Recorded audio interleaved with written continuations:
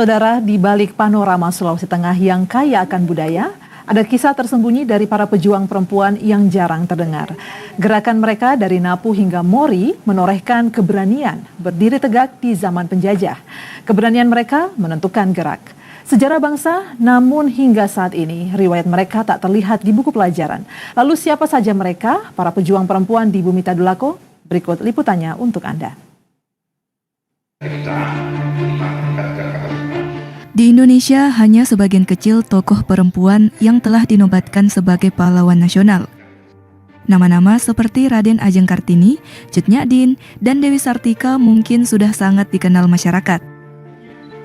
Namun di balik itu masih banyak tokoh perempuan dari berbagai daerah, termasuk di Sulawesi Tengah yang perannya belum banyak terungkap.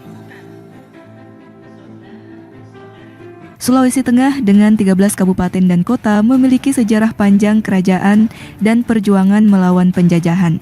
Keberagaman budaya dan peristiwa penting di dalamnya menjadikan daerah ini kaya akan kisah heroik yang belum sepenuhnya dikemukakan ke publik. Bahkan cerita mereka hanya tersampaikan lewat tutur masyarakat Sulawesi Tengah.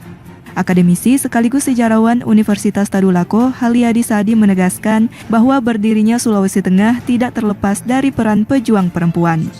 Ada keterlibatan perempuan juga dalam perjuangan itu. Seperti perang di Napu, Polite itu menaikkan bendera putih pada saat perang Napu terjadi. Sehingga ketika bendera putih itu dinaikkan, maka perang itu berhenti. Kemudian di Lembah Palu sendiri, pada saat penyerangan Belanda ke Lembah Palu terhadap kerajaan Tatanga, ada seorang tokoh perempuan, raja perempuan yang bernama Rangging Gamagi. Rangging Gamagi ini mempertahankan kerajaan Tatanga dan tidak mau bekerja sama dengan Belanda sampai beliau ditangkap dan dibuang ke Jawa, sampai meninggal di sana. Nah, sampai sekarang kita tidak tahu kuburannya di mana. Kemudian pada saat GPST, Gerakan Pemuda Sulawesi Tengah, ada seorang tokoh Nggeawu dari Poso, itu sampai jalan kaki ke Makassar, ke Jawa untuk melaporkan bagaimana keadaan Poso yang dikuasai oleh Permesta. Dalam perjuangan merebut kemerdekaan atau perjuangan melawan Belanda, ada tokoh-tokoh perempuan yang bisa kita lihat.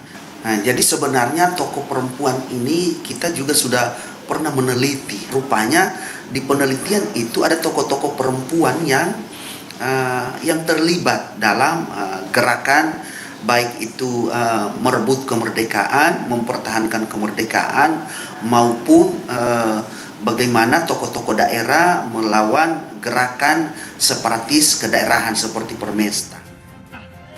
Banyak kisah heroik perempuan Sulawesi Tengah belum terpublikasikan karena minimnya dukungan penelitian dan dokumentasi dari pemerintah daerah. Sebagian besar yang diangkat ke permukaan masih didominasi oleh tokoh laki-laki.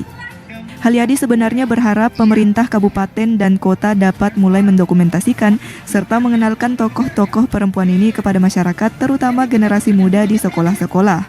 Meski demikian, perkembangan peran perempuan di Sulawesi Tengah kini semakin pesat. Banyak perempuan telah tampil di panggung politik dan pemerintahan seperti Reni Lamajido, Nilam Sari Lawira, dan Imelda Liliana Muhyiddin menjadi bukti kemajuan tokoh perempuan tersebut. Selain itu, tokoh-tokoh seperti Bupati Poso dan Bupati Donggala juga memperlihatkan bahwa perempuan Sulawesi Tengah kini memiliki peran strategis dalam pemerintahan dan pembangunan daerah. Hari Pahlawan Nasional yang diperingati setiap 10 November menjadi momentum penting untuk mengenang jasa para pahlawan, termasuk mereka yang mungkin tak tercatat dalam buku sejarah. Perempuan bukan hanya pendamping tetapi juga penggerak bangsa. Dari masa perjuangan hingga era modern, merekalah sosok yang layak disebut pahlawan tanpa tanda jasa, yang turut membangun dan menjaga keberlangsungan bangsa ini. Bersama perempuan-perempuan Sulawesi Tengah sebagai contoh keberanian, kepemimpinan, dan solidaritas. Dari Palu, Fitra Farin, TVRI Sulawesi Tengah melaporkan.